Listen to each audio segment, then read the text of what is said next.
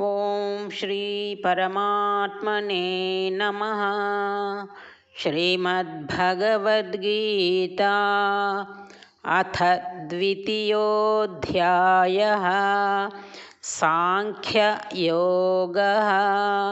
ಸಂಜಯ ಉವಾಚ तं तथा कृपयाविष्टम् अश्रुपूर्णाकुलेक्षणं विषीदन्तमिदं वाक्यम् उवाच मधुसूदनः.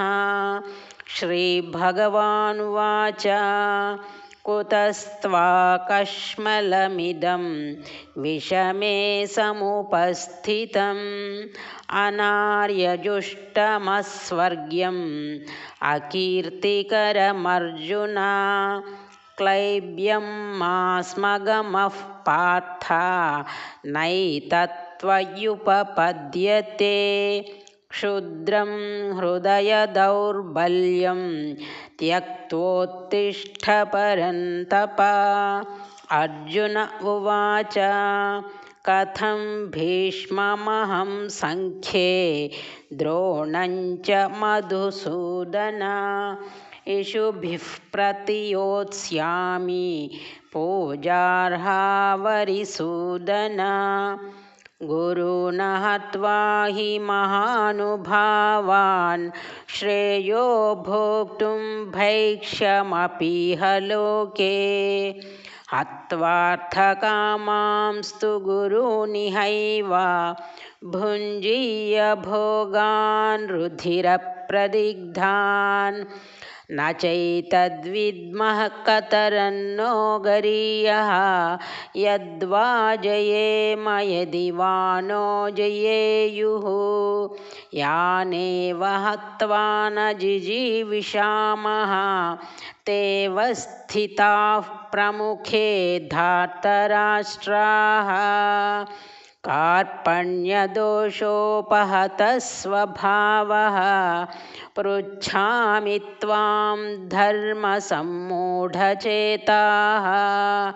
यच्छ्रेयस्यान्निश्चितं ब्रूहि तन्मे शिष्यस्तेऽहं शाधि मां त्वां प्रपन्नम्.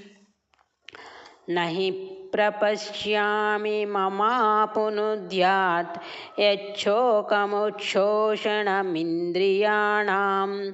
अवाप्य भूमा वसपत्नमृद्धं राज्यं सुराणामपि चाधिपत्यं. सञ्जय उवाच एवमुक्त्वा हृषीकेशं गुडाकेशः परन्तपः. न योत्स्य इति गोविन्दम् उक्त्वा तूष्णीं बभूवः. तमुवाच हृषीकेशः प्रहसन्निव भारत.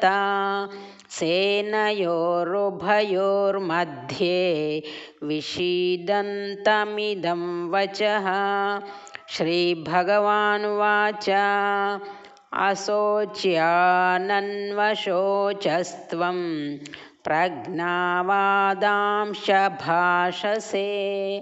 गतासु न गताशूंश्च नानुशोचन्ति पण्डिताः. न त्वेवाहं जातु नासं न त्वं नेमे जनाधिपाः. न चैव न भविष्यामः सर्वे वयमतः परं.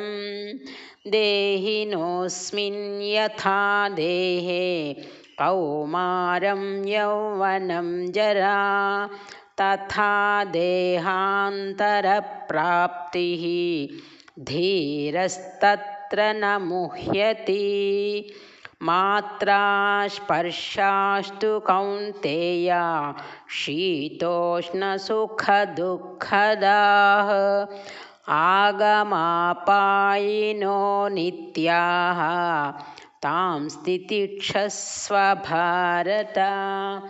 यं हि न व्यथयन्त्येते पुरुषं पुरुषर्षभा समदुःखः सुखं धीरं सोऽमृतत्वाय कल्पते नासतो विद्यते भावः नाभावो विद्यते सतः उभयोरपि दृष्टोऽन्तः त्वनयोस्तत्त्वदर्शिभिः अविनाशि तु तद्विद्धि येन सर्वमिदं ततं विनाशमव्ययस्यास्य न कश्चित् कर्तुमर्हति अन्तवन्त इमे देहाः नित्यस्योक्ताः शरीरिणः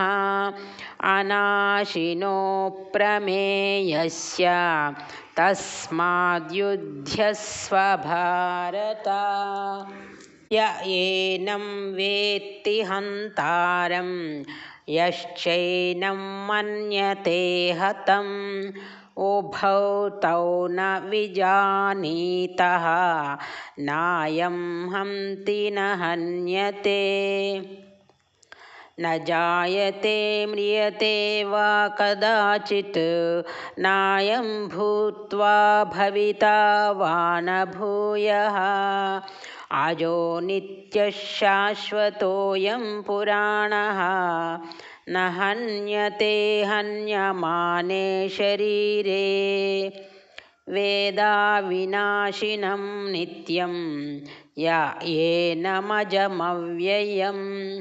कथं स पुरुषः पार्थ कङ्घातयति हन्तिकं वासांसि जीर्णानि यथा विहाय नवानि गृह्णाति नरोपराणि तथा शरीराणि विहाय जीर्णानि अन्यानि संयाति नवानि देहि नैनं छिन्दन्ति शस्त्राणि नैनं दहति पावकः न चैनं क्लेदयन्त्यापः न शोषयति मारुतः अच्छेद्योऽयमदाह्योऽयम् अक्लेद्यो शोष्य एव च नित्यः सर्वगतस्थाणुः अचलोऽयं सनातनः अव्यक्तोऽयमचिन्त्योऽयम् अविकार्योऽयमुच्यते तस्मादेवं विदित्वैनं नानुशोचितुमर्हसि अथ चैनं नित्यजातं नित्यं वा मन्यसे मृतं तथापि त्वं महाबाहो नैवं शोचितुमर्हसि जातस्य हि ध्रुवो मृत्युः ध्रुवं जन्म मृतस्य च तस्मादपरिहार्येऽर्थे न त्वं शोचितुमर्हसि अव्यक्तादीनि भूतानि व्यक्तमध्यानि भारत अव्यक्तनिधनान्येव तत्र का परिदेवना आश्चर्यवत् पश्यति कश्चिदेनम् आश्चर्यवद्वदति तथैव चान्यः आश्चर्यवच्चैनमन्यः शृणोति श्रुत्वाप्येनं वेद न चैव कश्चित् देहि नित्यमवध्योऽयं देहे सर्वस्य भारत तस्मात् सर्वाणि भूतानि न त्वं शोचितुमर्हसि स्वधर्ममपि चावेक्ष्य न विकम्पितुमर्हसि धर्म्याद्धियुद्धाच्छ्रेयोऽन्यत् क्षत्रियस्य न विद्यते यदृच्छया चोपपन्नं स्वर्गद्वारमपावृतं सुखिनः क्षत्रियाः पार्थ लभन्ते युद्धमीदृशम् अथ चेत्त्वमिमं धर्म्यं सङ्ग्रामं न करिष्यसि ततः स्वधर्मं कीर्तिं च हित्वा पापमवाप्स्यसि अकीर्तिं चापि भूतानि कथयिष्यन्ति ते व्ययां सम्भावितस्य चाकीर्तिः मरणादतिरिच्यते भयाद्रणादुपरतं मंस्यन्ते त्वां महारथाः येषां च त्वं बहुमतः भूत्वा यास्यसि लाघवम् अवाच्यवादांश बहून् वदिष्यन्ति तवाहिताः निन्दन्तस्तव सामर्थ्यं ततो दुःखतरं नु किम् हतो वा प्राप्स्यसि स्वर्गं जित्वा वा भोक्ष्यसे महीं तस्मादुत्तिष्ठ कौन्तेय युद्धाय कृतनिश्चयः सुखदुःखे समे कृत्वा लाभालाभौ जयाजयौ ततो युद्धाय युज्यस्व नैवं पापमवाप्स्यसि एषा ते विहिता साङ्ख्ये बुद्धिर्योगे त्विमां शृणु बुद्ध्या युक्तो यया पार्थ कर्मबन्धं प्रहास्यसि नेहाभिक्रमनाशोऽस्ति प्रत्यवायो न विद्यते स्वल्पमप्यस्य धर्मस्य त्रायते महतो भयात् व्यवसायात्मिका बुद्धिः एकेह कुरु नन्दन बहुशाखाह्यनन्ताश्च बुद्धयो व्यवसायिनां यामिमां पुष्पितां वाचं प्रवदन्त्यविपश्चितः वेदवादरताः पार्थ नान्यदस्तीति वादिनः कामात्मानः स्वर्गपराः जन्मकर्मफलप्रदां क्रियाविशेषबहुलां भोगैश्वर्यगतिं प्रति भोगैश्वर्यप्रसक्तानां तयापहृतचेतसां व्यवसायात्मिका बुद्धिः समाधौ न विधीयते त्रैगुण्यविषया वेदाः निस्त्रैगुण्यो भवार्जुन निर्द्वन्द्वो नित्यसत्त्वस्थः निर्योगक्षेम आत्मवान् यावानर्थवुदपाने सर्वतः सम्प्लुतोदके तावान् सर्वेषु वेदेषु ब्राह्मणस्य विजानतः कर्मण्येवाधिकारस्ते मा फलेषु कदाचन मा कर्मफलहेतुर्भूः मा ते सङ्गोऽस्त्वकर्मणि योगस्थः कुरु कर्माणि सङ्गं त्यक्त्वा धनञ्जय सिद्ध्यसिद्ध्योः समो भूत्वा समत्वं योग उच्यते दूरेण ह्यवरं कर्म बुद्धियोगात् धनञ्जय बुद्धौ शरणमन्विच्छ कृपणाः फलहेतवः बुद्धियुक्तो जहातीह उभे सुकृतदुष्कृते तस्माद्योगाय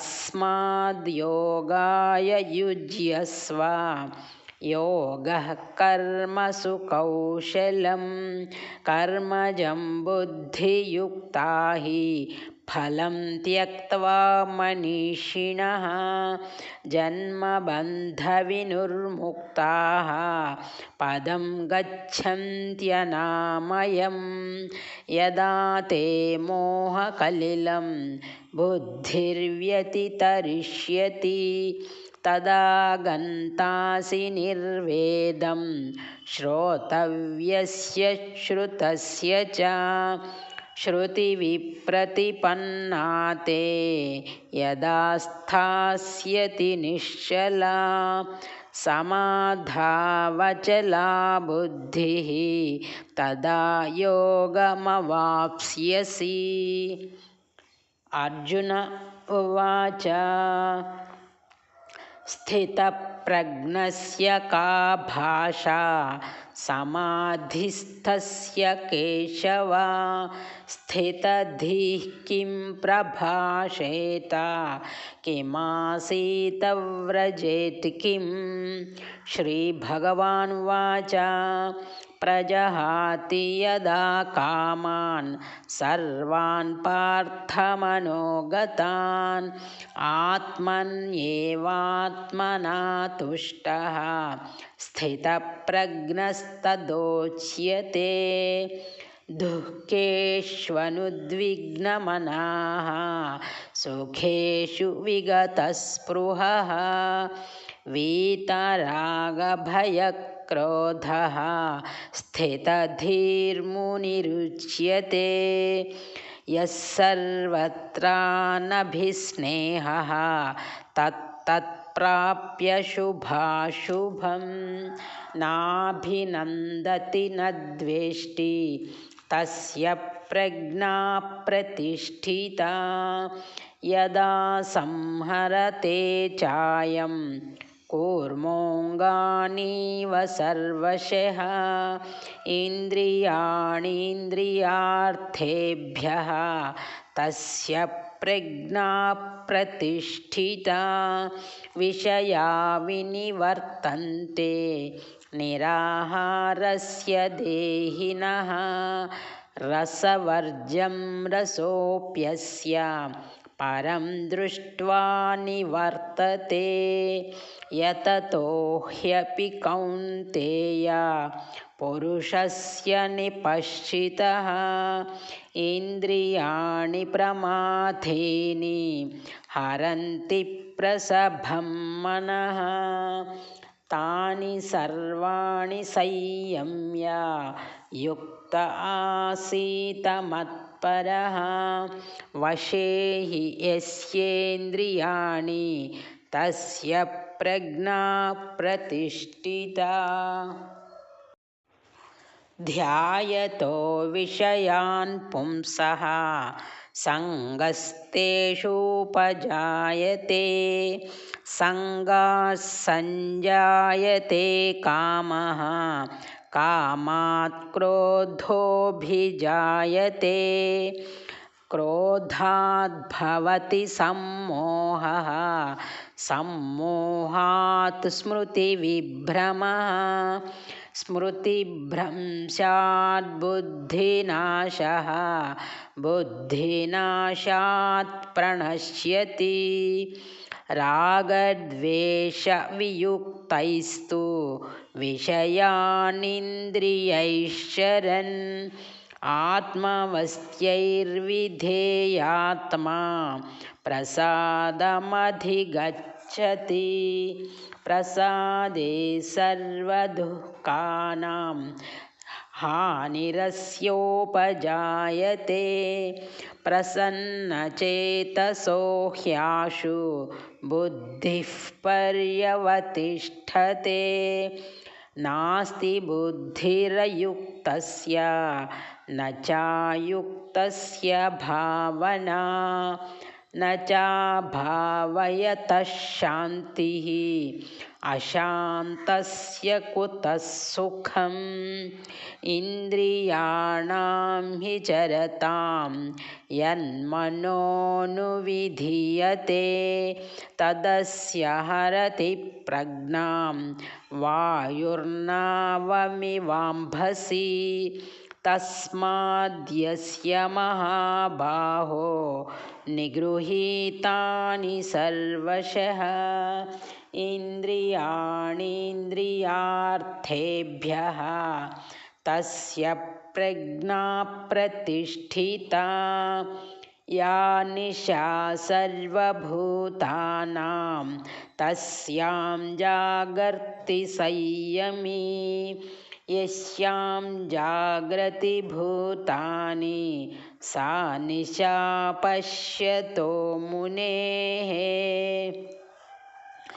आपूर्यमाणमचलप्रतिष्ठं समुद्रमापः प्रविशन्ति यद्वत् तद्वत् कामायं प्रविशन्ति सर्वे स शान्तिमाप्नोति न कामकामी विहाय कामान् यः सर्वान् पुमांशरति निःस्पृहः निर्ममो निरहङ्कारः स शान्तिमधिगच्छति एषा ब्राह्मी स्थितिः पार्थ नयनां प्राप्य विमुह्यति स्थित्वा स्यामन्तकालेऽपि ब्रह्मनिर्वाणमृच्छति ॐ तत्सदिति श्रीमद्भगवद्गीतासु उपनिषत्सु ब्रह्मविद्यायां योगशास्त्रे श्रीकृष्णार्जुनसंवादे साङ्ख्ययोगो नाम द्वितीयोऽध्यायः।